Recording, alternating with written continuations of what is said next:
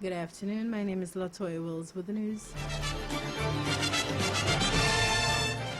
President Irfan Ali today urged leaders of CARICOM and Africa to work to deepen relationships and strengthen ties between the two regions.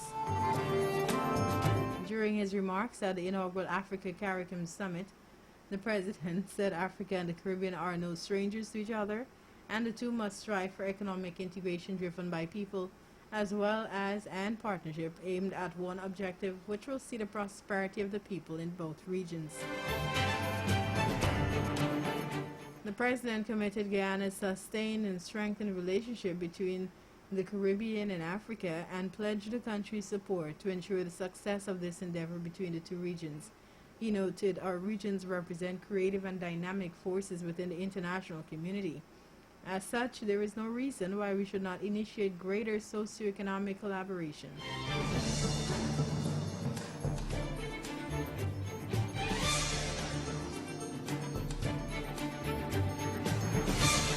Meanwhile, workers attached to the Berbice Bridge Company staged a picketing exercise today over the failure of the management of the company to provide them with adequate protective equipment for their jobs.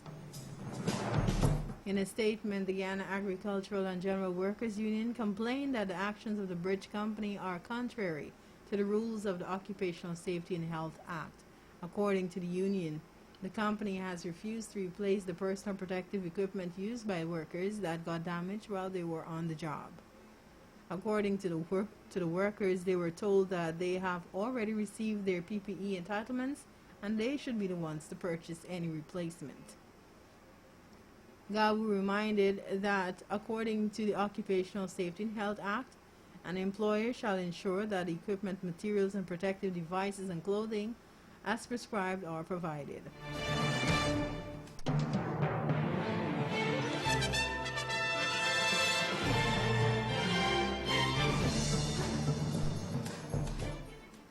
Prime Minister of Antigua and Barbuda, Gaston Brown, said salaries and wages for public sector workers will be paid on time, but admitted that it's becoming increasingly difficult as the country continues to feel the impact of the coronavirus pandemic. His statements come amidst criticism of his administration by the main opposition, UPP, that it should be more compassionate towards pensioners who have not been paid for the months of July and August. The Prime Minister reiterated calls for the population to get vaccinated so as to allow for a reopening of the economy.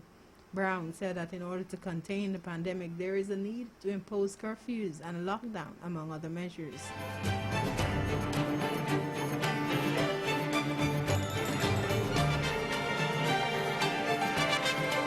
Internationally, Mexico's Supreme Court ruled Tuesday that penalizing abortion is unconstitutional, a major victory for advocates of women's health and human rights in a majority Roman Catholic nation. The unanimous vote by Mexico's top court comes just as north of the border, some U.S. states have taken steps to restrict abortion access, particularly Texas, which enacted the strictest anti-abortion law in the country after the U.S. Supreme Court declined to intervene.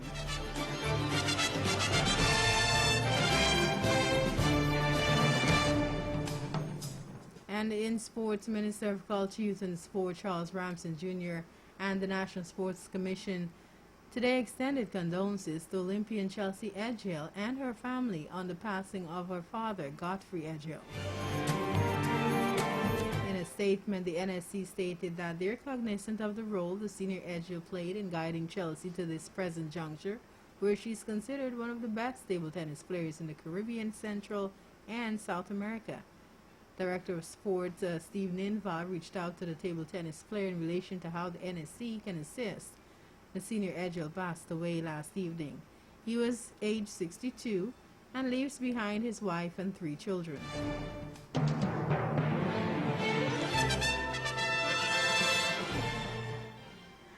Additionally, the NSC has postponed a planned dinner Friday at the Mirage Banquet Hall for Olympians, bodybuilders, and powerlifters who recently represented Guyana as a mark of respect.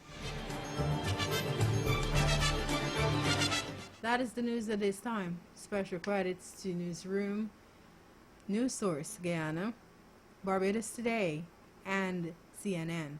For these stories and more, visit realfmgy.com.